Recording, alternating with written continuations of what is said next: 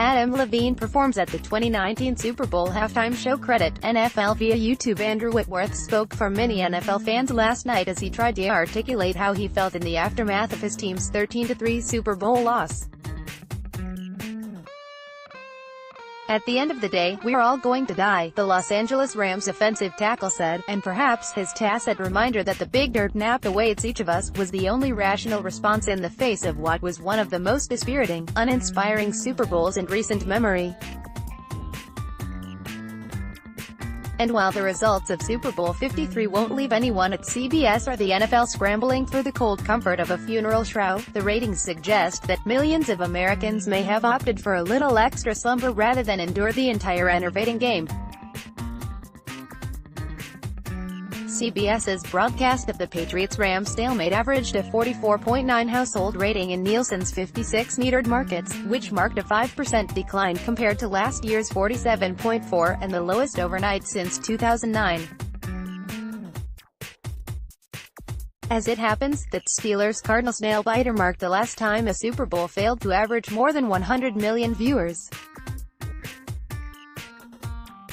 The preliminary deliveries were similarly depressed, although as is the case with all live TV events, the West Coast numbers aren't suitably represented in the early sampling.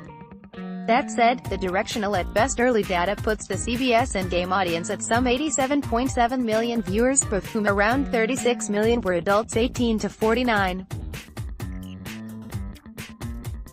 Last year's preliminaries tallied an audience of 92.5 million total viewers and just under 40 million members of them demo, numbers that were adjusted up to 103.4 million viewers and 43 million adults 18 to 49 in the final reckoning.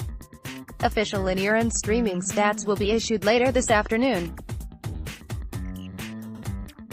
From this early vantage point, however, it would appear that last night's defensive slog will mark the first sub-100 million viewer Super Bowl broadcast in a decade. NBC's presentation of Super Bowl 43 averaged 98.7 million live plus same-day viewers. Should the final deliveries demonstrate a significant year-over-year decline, that would run counter to the NFL season-long ratings narrative. A boom in offensive production and a wealth of close games helped lift the regular season ratings by 5%, while the 10-game playoff series was up 10%. That casual fans may have elected to tune out early should come as little surprise, given the plodding pace of the game. Through the end of the third quarter, the score was deadlocked at 3-3, and the first touchdown wasn't registered until New England's Sony Michel ran one in with 7 minutes left to go on the game clock. The Rams' failure to score a single touchdown was remarkable, given that the team finished the 2018 season as the NFL's 11th all-time scoring offense.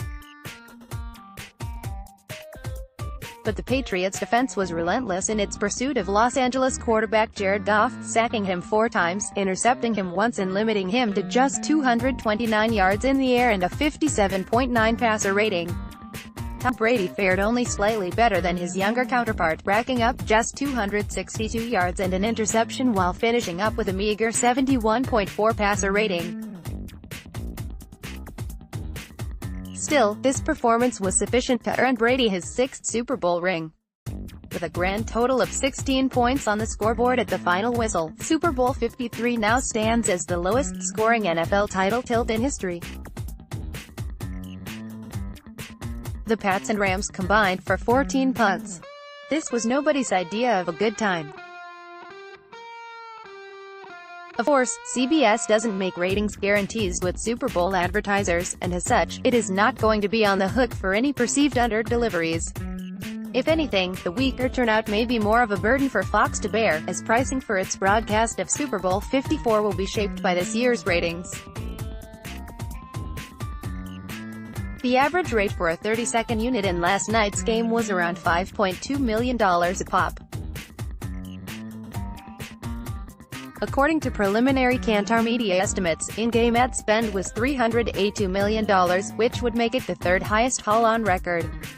Kantar last year eyed NBC's take at $408 million. Per Comcast SEC filings, the actual figure was $423 million. Kantar said the total ad and network promo load in Super Bowl 53 was 49 minutes and 45 seconds.